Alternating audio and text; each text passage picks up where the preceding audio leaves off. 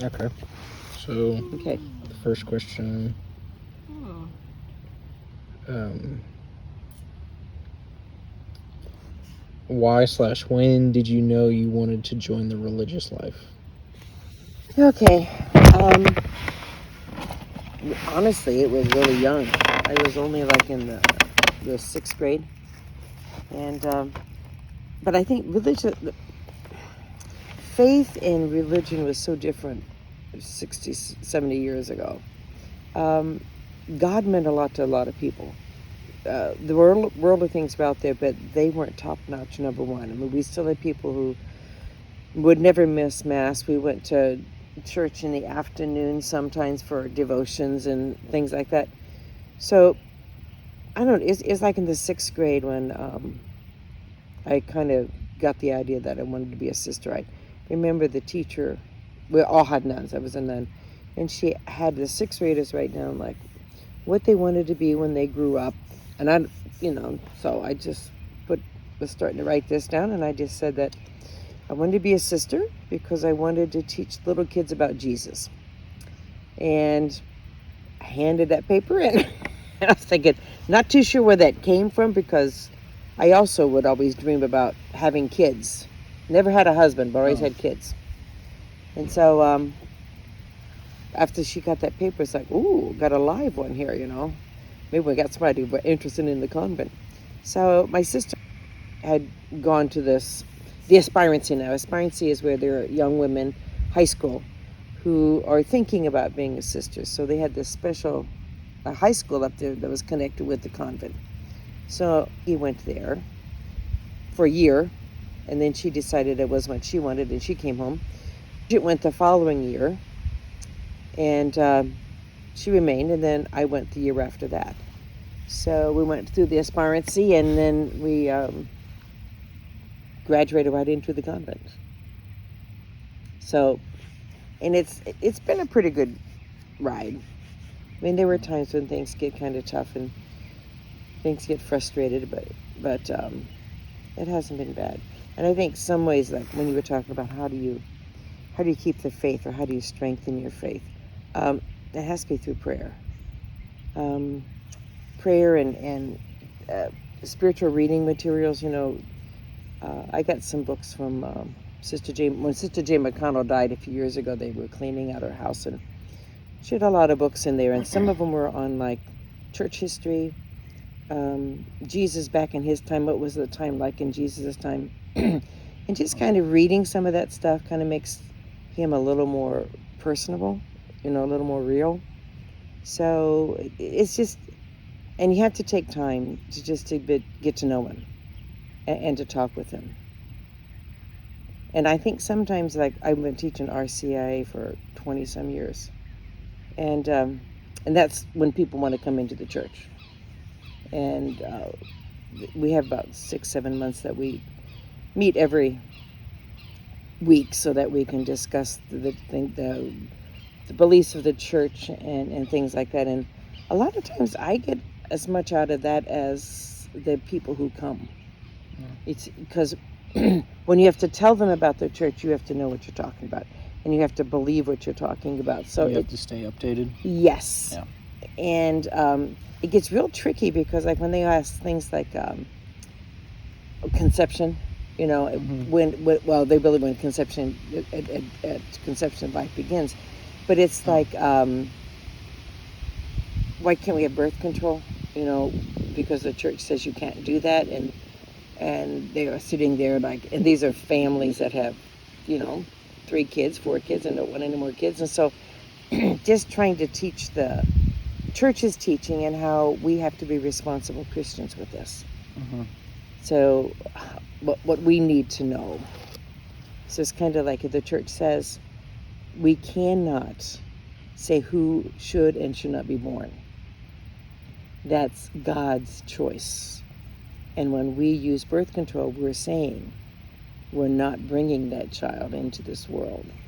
And what if that was the child that God had, predestined to do something great? So, and then by the same token, what if you have children and like this one lady, she had 6 kids and she said she couldn't have any more, she'd go insane. She would lose her. I mean, she would physically and emotionally crack up. Mm-hmm.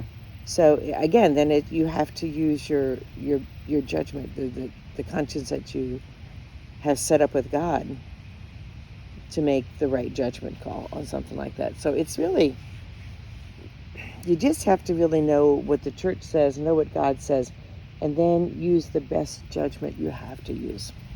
Yeah, it's not really a blanket statement, is what you're saying. Yeah, it's a little more personal. Yes, because years and years ago it was black and white. This was a sin, this wasn't a sin, that's how it was, no question. And then we got this big gray area in there now. Mm. So where it may be a sin for somebody, but it may not be a sin for another person. Yeah, because I could be wrong, but it's also, in like terms of the law, intent has a big, what's in your heart has a big impact. Yes. On what goes on. Yes. Okay. And you can't, I mean, you can't lie to yourself and you can't lie to God. Yeah. You know, you can pretend like, oh, I have to do this because if I don't it, and you're just blowing smoke because you can get by with it. And, you know, I think sometimes within our church too, there's a judgment call at the end. And that's everybody. There will come a time when you will meet God and you will have to face everything you've done and why you've done it. And that's where your eternity will come from that. Going back to when you first had the idea to join this life, I remember I didn't know the part about your teacher, but hearing the story about your teacher and then also hearing the story about your dad saying prayers to himself, I thought that was a great story. Yes, Dad, yes. So it seems like a lot that it had to do, like the common thing with that is mentors. You have these spiritual mentors in your life. Yes, and Mom and Dad especially, he wasn't beyond cursing up a storm, but he had a very deep faith. And I do remember, we always had to get him to go 5 o'clock Mass on Sunday and milk. And if we couldn't all get up and get to church in time, and if we walked in 5 minutes late, he'd turn that car around and we'd go home, we'd milk, and we'd have to come back later. Because he said, you know, you don't cheat God. You don't give him less time because you couldn't get up in time. So you would go for like an afternoon or a midday Mass? No, we'd go for like 8 o'clock, 9 o'clock Mass. Okay, nighttime Mass. No, afternoon, morning. Okay. So there would be 2 Masses in the morning? Yeah, usually it was one at 5, then probably one at, maybe 8. Oh, okay. And then, because we had a lot of priests. Oh, okay. And so we had a lot of Masses. But we'd have to go to one of the later Masses, and it was always longer. But it was okay. But he would, yes. And we always prayed the rosary. For years we prayed the rosary. Whether we wanted to or not, we did. But I think a lot of that helped to form us into what we really are today. Speaking of the rosary, I know I asked you this before, but another question was saying the rosary out loud in church without disturbing others. You had mentioned... Yes, sometimes. And people do. There's in a lot of churches, I think St. Joe does it too, a lot of the churches, before Mass, especially the 9 o'clock Mass. Well, I think for all Masses, they pray the rosary. Somebody will start leading the rosary, and they will pray the rosary before Mass begins. And sometimes I think, and maybe it's just me, but sometimes I would like to go and just read the Gospel and just think about what it means, but you can't because the rosary is going on. Yeah, so, other people are... So then you kneel down, you pray the rosary, and it's fine to do that. What I have to do, this is something I don't do, I need to get to church 15-20 minutes earlier. And then I could do that. But I know... so there's like a time and place for certain things? Yeah. Certain times? Yes. That make it easier? Yes, they do. I know they're going to pray the rosary before Mass. So if I really want to get there enough time I either pray it the night before, read it the night before, or go a little bit earlier. But most people who come to church we just do it. Everybody comes in, and now some of the people who are really into the rosary, we always stand. One decade we kneel, next decade we stand, then we kneel, then we stand, so that you don't get so tired kneeling, that because you get to stand in between. But there's some people who don't stand at all; they kneel through the entire rosary. And you had mentioned for some people earbuds, which sounds strange, earbuds in church, but if it's for a good reason, an honest reason, why not? Yes. If you really want to do your own meditation, you can turn off or follow along with printed page. That can help you keep track. Yes. It's a good idea. Yeah. I know for the new people coming into the church, sometimes the Mass is difficult for them because they really don't know what it's all about, Yeah. And so to try to follow it, sometimes we have to take the Missalette and show them that, so they know what we're doing and when we're doing it and why we're doing it. Because the Catholic Church has it's thousands. Yep. I sit renting on the lake.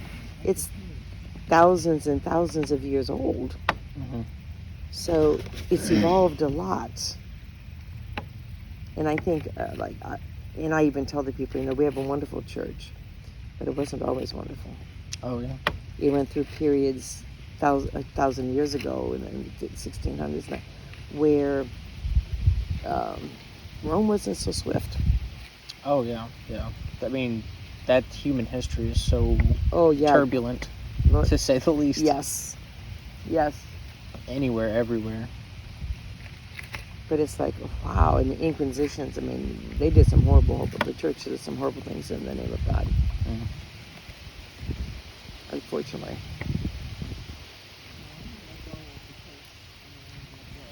We've got some leaf covers. Yep.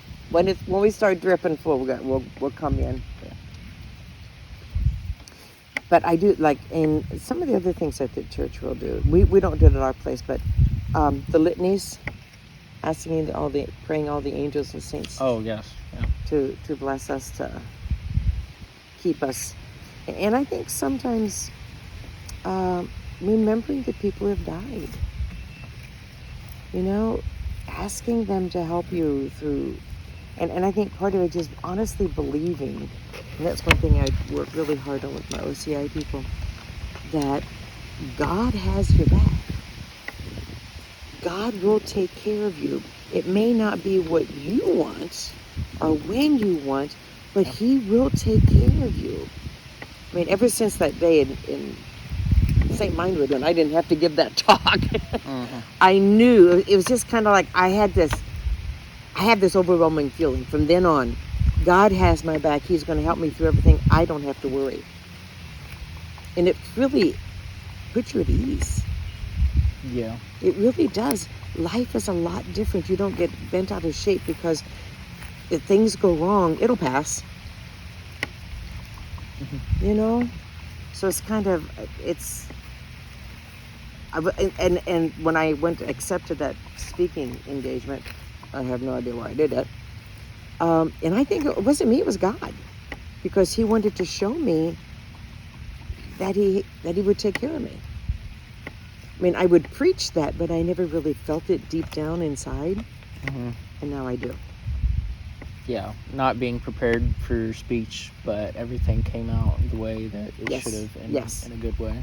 Yes. Yeah. I know that God is there. He's going to take care of me. And as I can't. It might have been.